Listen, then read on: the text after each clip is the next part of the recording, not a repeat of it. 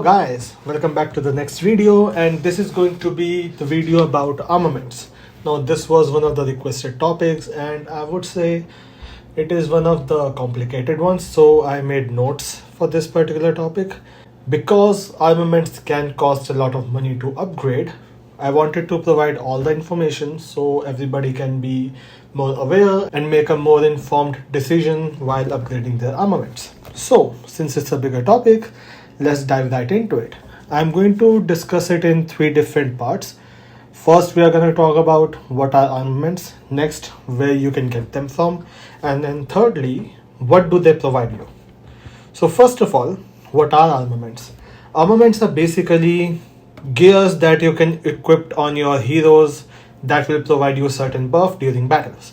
The way we have equipment in part that give you certain buffs, armaments are something that you can equip on heroes. Say for example, this one, you can equip up to 8 armaments on any hero and that will give you different buffs. Now, like talent tree, armaments of only lead hero counts during battle, but not the support ones. So just make sure that while you deploy your squad, only the lead one has the armaments equipped on him. Now, as we can see, every hero can have up to 8 slots of armaments, but there are only 7 types.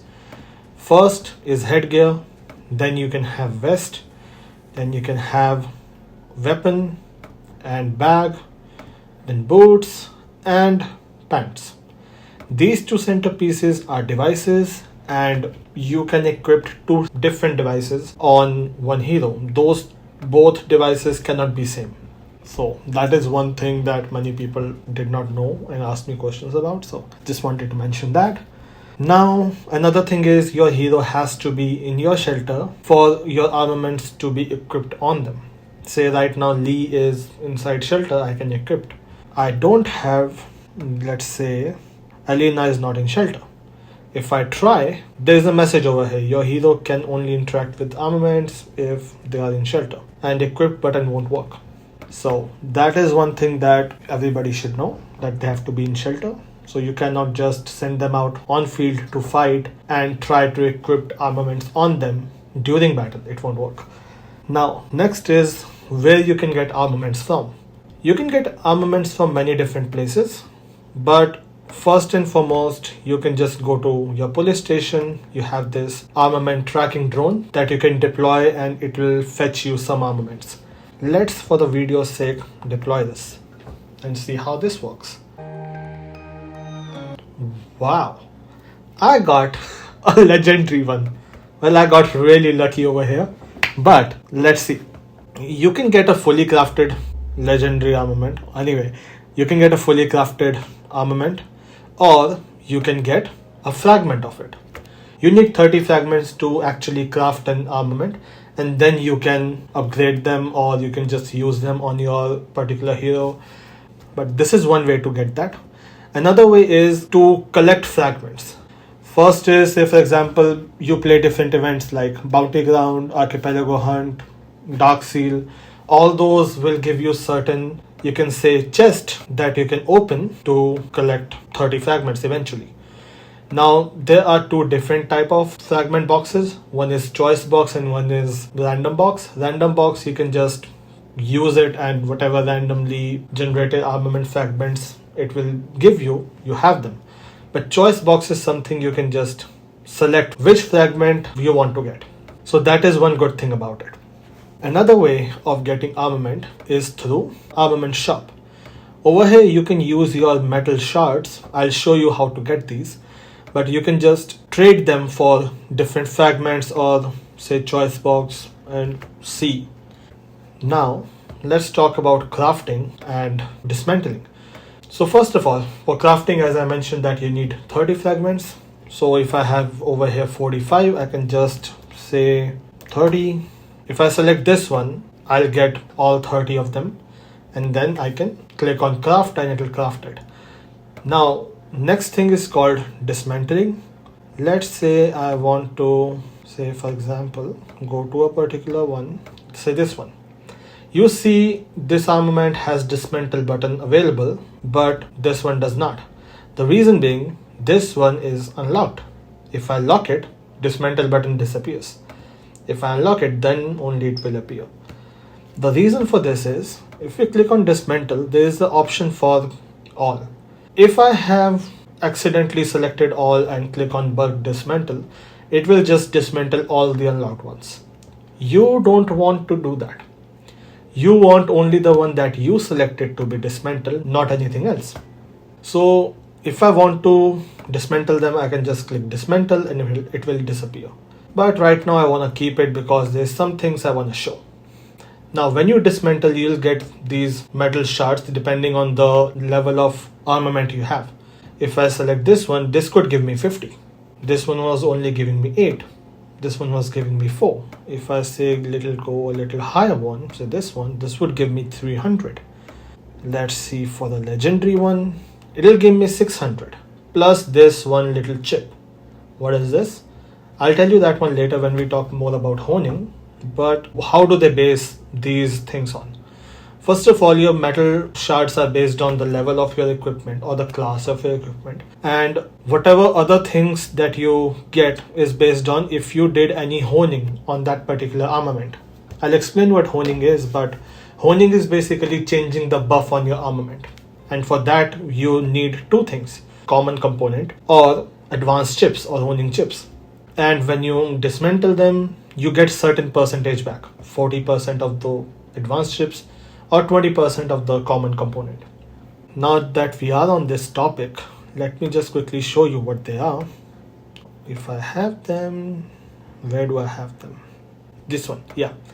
So honing chips or advanced honing chips basically will have higher percentage of giving you a better attribute for your armament compared to the honing component or common component. That's the only difference.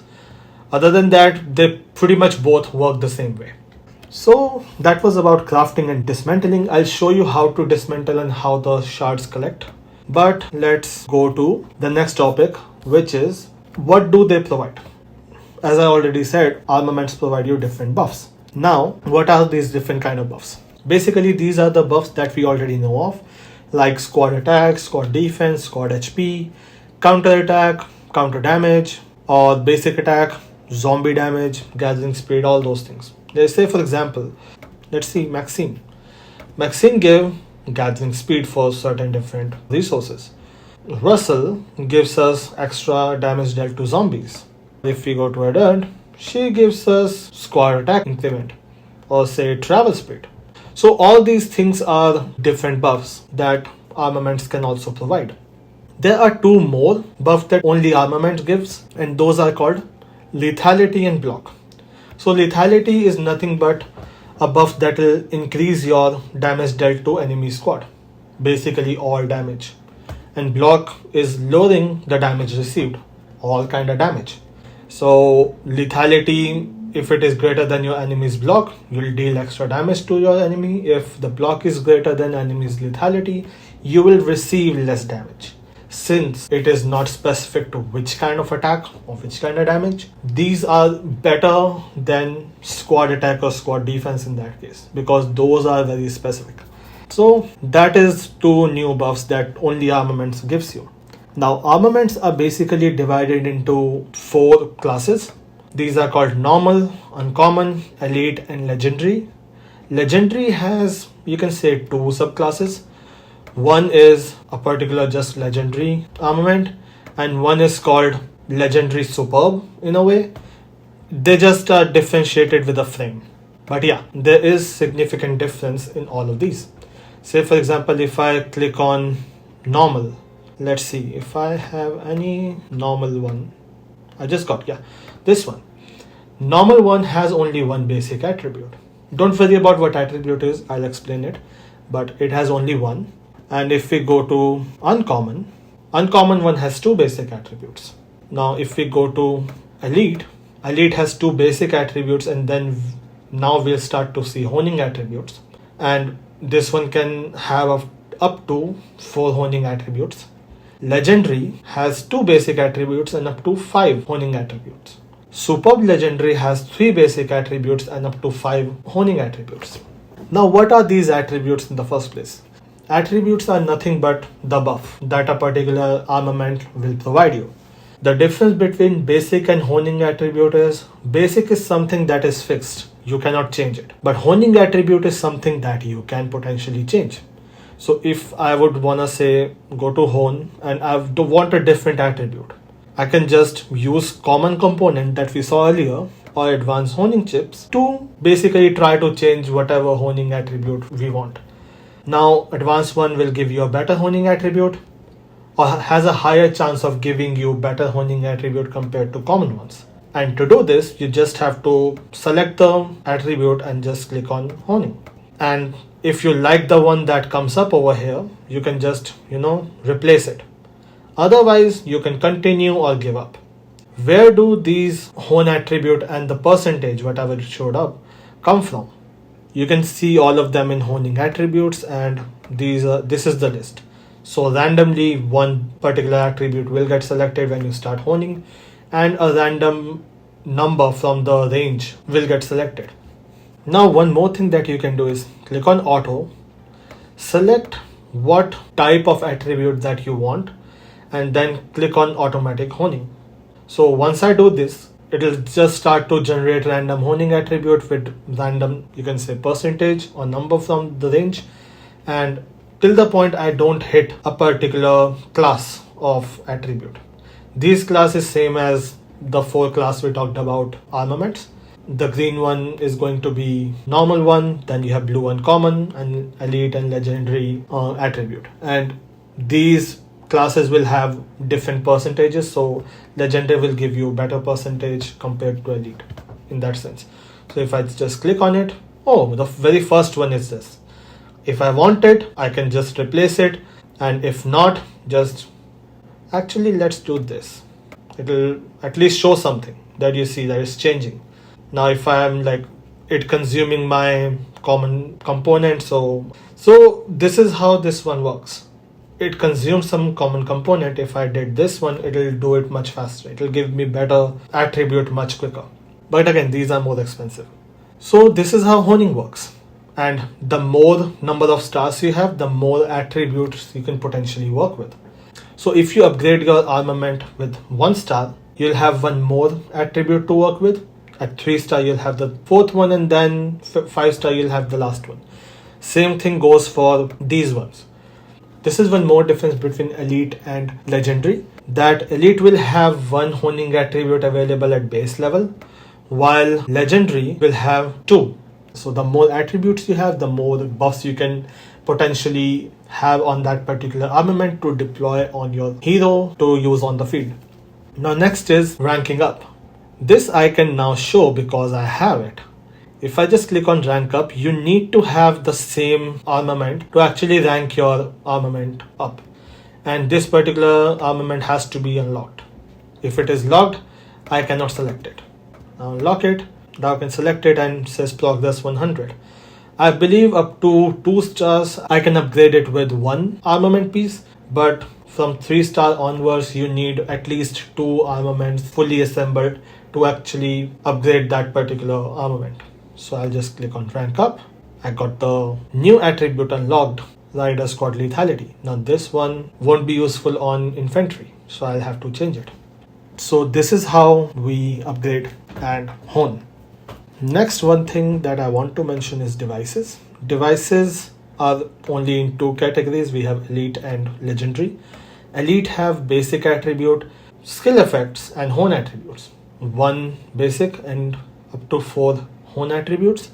Legendary have 2 basic and up to 4 hone attributes, and they also have this one thing called skill effect that grants an additional buff. Now one thing I do want to mention about the difference between your legendary and elite is the percentage that you get in buffs. So if I say, for an example, infantry squad attack, the range goes from 0.5 to 2%, and these range stays the same way no matter how much you upgrade your armament, because this is for hone attribute and it remains the same. For legendary, if I go to hone attributes, the same is 0.5 to 5%. So it's more than twice the difference for each buff or each attribute. So if you have a chance I would definitely recommend to upgrade your legendary one more compared to elite, just because of the fact that buffs are twice as good. One thing that do happen when you upgrade your armament that I kind of forgot to point out during upgrading this is your basic attributes get a bump. So it was something else, I forgot what it was, but next time when I upgrade to the next star, it will be 48 instead of 34. Skill damage will go to 2.4%. And this 2.1 right here will get stacked during rally. So this is really, really good. Now, one thing I do want to mention that you must have seen by now is these little tags. You can see them over here as well. These are for infantry, ranged, riders, leader, and overall. So these basically are based on your hero. So every hero has three different type of trees or three different colors basically: yellow, blue, and red. The red one is the middle one, and armaments are basically tied to these. Now we have different type of armaments over here.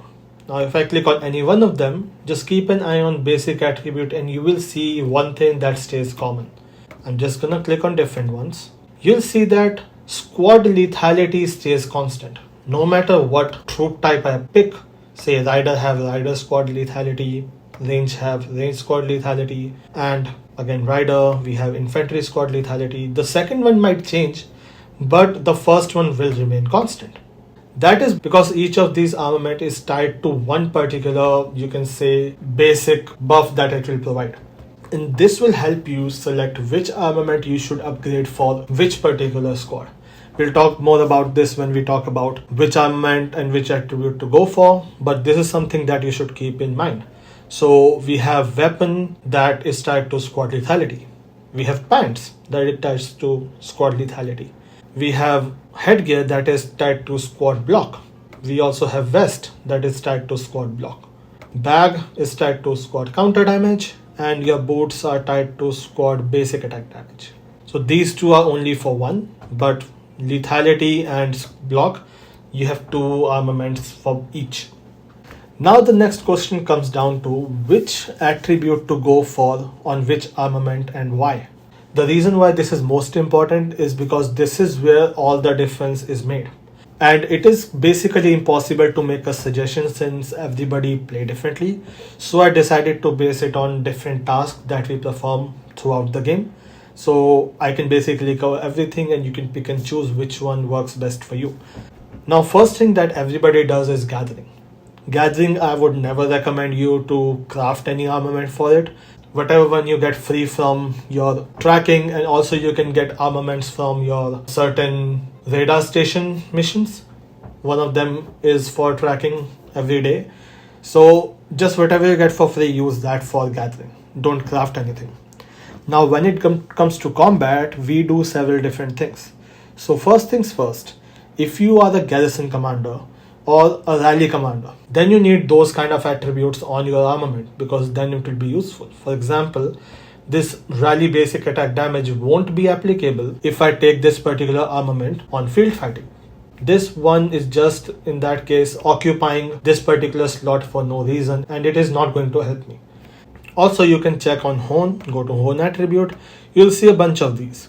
Say rally counter damage, garrison counter damage, rally skill damage.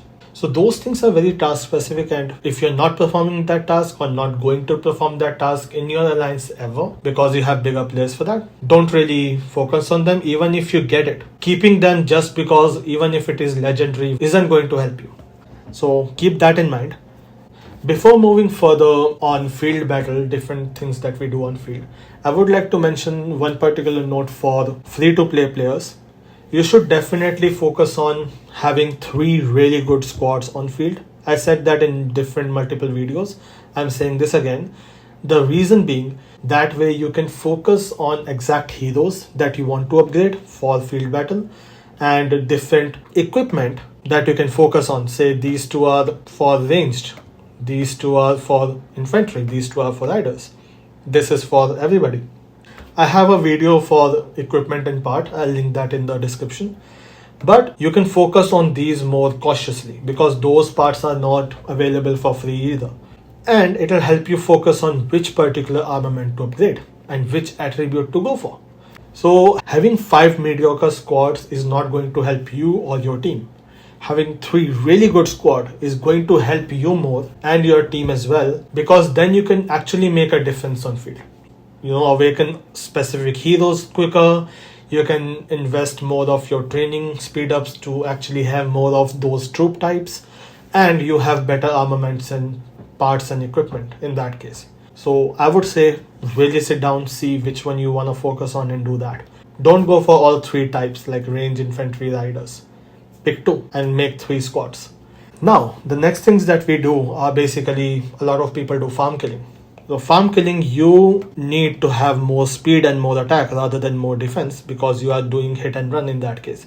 So squad travel speed is going to help you. So focus on that. Then lethality, then attack. Same thing goes for your buff debuff squad. Because say I have Bianca, I'm gonna lead with her. In that case, I want her to survive longer on field. So I would rather go for squad block in that case. The more squad block, the more she'll survive. Again, squad defense will help her. If you are doing garrison and you do rally, then you can have garrison skill damage, rally skill damage going on for you. And for garrison, definitely counter attack is going to help you.